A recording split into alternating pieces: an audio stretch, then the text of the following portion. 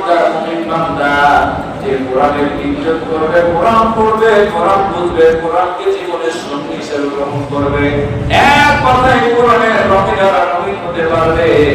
দেখেন রমজান মাসে কোরআন নাযিল হয়েছে বলে রমজান মাসের মর্যাদা আল্লাহ বাড়িয়ে দিয়েছে। লাইলাতুল কদরে কোরআন নাযিল হয়েছে বলে লাইলাতুল কদরের সম্মান বেড়ে গেছে। আর সেই কোরআন যে একটা ইমানদার মুমিন বান্দা তার জীবনে মেনে চলে, এক কথায় কোরআনের রঙে যে একটা মুমিন ইমানদার মুমিন হয়ে যায়, মুত্তাকি হয়ে যায়, এর সম্মান ইজ্জত আল্লাহ বাড়িয়ে দিতে পারে কিনা? কি পারে না? হাদিস শরীফে এসেছে ইমানদার মুমিন বান্দা সারা জীবন কোরআনের সাথে মহব্বত করেছে, কোরআনের জন্য জীবন দিয়ে দিয়েছে। এরকম মানুষ যখন অন্ধকার কবরে চলে যাবে, জানাজা পড়ে যখন কবরে দিয়ে দেওয়া হবে, আল্লাহর হুকুমে এই কোরআন দিয়া ওই কবরে তার সঙ্গী সাথী হয়ে যাবে। সুদর্শন যুবকের চেহারা দিয়ে কোরআনকে তার কবরে হাজির করে দেওয়া হবে। জানাজা দিয়ে মুসলমান ইমানদার বান্দারা কবরস্থান থেকে যখন 40 কদম দূরে সরে যায়, হাদিসে আছে আল্লাহ দুজন ফেরেশতা গাড়িটাকে কবরে নাযিল হয়, ও জীবিত করে উঠে বসায়। যে কবরে নাযিল হয় ওই কবরের দৃশ্য ফেরেশতা দূর থেকে দেখতে পায়। আশ্চর্য হয়ে যায়, মৃত ব্যক্তি মারা গেছে, সে কবরে এসেছে, কিন্তু পাশের যুবকটা কে তাকে চিনতে পারা যায় না। সুদর্শন চেহারা তার যুবক সঙ্গী আছে কবরে। জিজ্ঞেস করবে তুমি কে? তুমি তো মারা গেছো, তোমার পাশটা কে? মৃত ব্যক্তি জবাব দেবে না। পাশের যুবক বলল তোমরা কারা, কে এসেছো?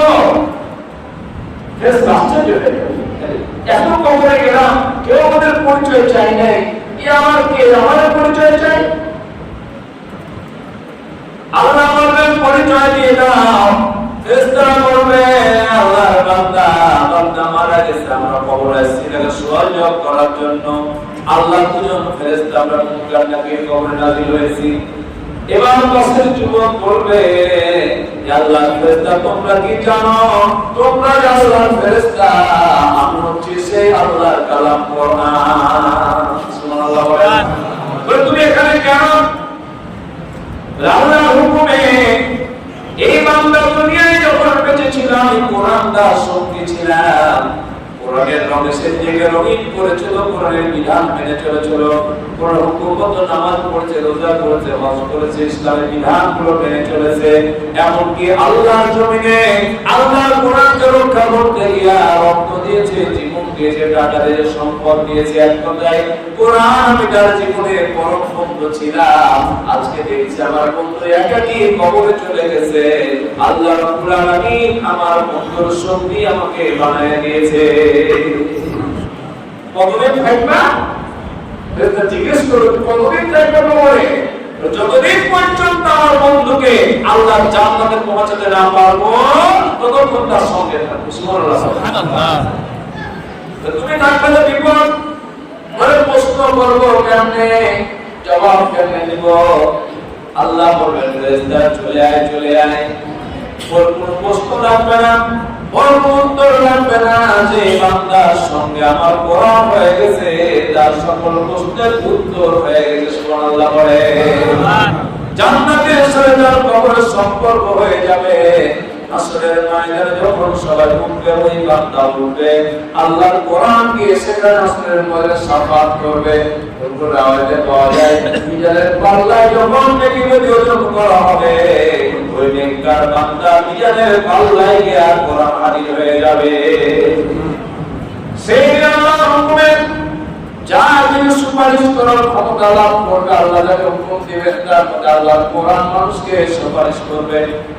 আল্লাহ আমি সেই কোরআন নিয়ে বেরিয়েছিলাম, কোরআন আমার সাথে এই আচরণ করেছে। আল্লাহ বলছেন কোরআন হুজ্জাতুল লাকা ওয়া আলাইকা, কোরআন হলো তোমার পক্ষে তোমার বিপক্ষে একটা দলিল।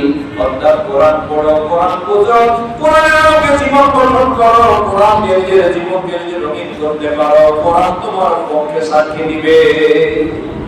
কি দিবে না? দিবে। আর তুমি খোদা না করুন কোরআনের সাথে আমার উল্টা পাল্টা চলাফেরা হয়, কোরআনের পথকে ছেড়ে দিয়ে এই কাফের মুশরিক নাস্তিকতাবাদী ধ্বজাধারী নেতাদের তৈরি করা পথে যদি আমরা চলি, কোরআনের শাফাত আমাদের নসিব হবে না। এই জন্য আল্লাহ বলছেন এই সেই কোরআন যে কোরআন ঈমানদারদেরকে হেদায়েত করে আল্লাহ জান্নাতে পৌঁছে দিবে। আর এই কোরআন নাযিল হয়েছে হিদায়াতুল কদরে। আমরা কি শাফাত চাই? কি ভাই, আমরা কি কোরআন শাফাত চাই? শাফাত চাইলে পাওয়া যাবে না, কোরআনের বিধানের বাইরে চলা যাবে না। যতদিন বাঁচবো কোরআন পড়বো, কোরআন বুঝবো, কোরআন আলোকে জীবন গঠন করবো। এটাই হচ্ছে হিদায়াতুল কদরের প্রথম শিক্ষা। হিদায়াতুল কদরের প্রধান শিক্ষা হচ্ছে এটা, এই আল্লাহ কোরআন নাযিল করেছে বিশ্ব মানবতার মুক্তির জন্য। আমার ব্যবসা, আমার বাণিজ্য, আমার ব্যক্তি জীবন, পারিবারিক জীবন, সামাজিক জীবন, জীবনের বিস্তীর্ণ অঙ্গনে আমি কোরআনের পথে চলবো, তাহলে কোরআন আমাকে শাফাত করে আল্লাহ জান্নাতে নিয়ে যাবে। আল্লাহুম্মা আমিন করেন। সুতরাং আসুন এই হিদায়াতুল কদর কোরআন যা পড়তে জানি আমরা বেশি বেশি কোরআন তেলাওয়াত করব, নাকি বলেন? এই রাত্রিতে ওয়াজ নসিহত শুনে আপনাদেরকে একটা উৎসাহ দিলাম যে প্রকৃতপক্ষে রাত্রিতে ওয়াজ নসিহতের রাত্রি নয়, এই রাত্রিতে ইবাদতের রাত্রি, আল্লাহকে পেশ করার রাত্রি। আল্লাহ জিবরাইল আল্লাহর হুকুমে জিবরাইল সালামের নেতৃত্বে আল্লাহর কোটি কোটি রহমতের ফেরেশতারা সন্ধ্যা হলে দুনিয়াতে নাযিল হয়ে যায়। আল্লাহ রাব্বুল আলামিন কুদরতিভাবে আরশ আজিম থেকে প্রথম আসমানে এসে অবস্থান করেন, বান্দাদেরকে ডেকে ডেকে বলেন, কি আছো গুনাহগার, আমার কাছে বলো, তার জীবনের গুনাহ মাফ করে দেব। কি আমার হবে আমার কাছে বলো, আমি আল্লাহর অভাব দূর করে দেব।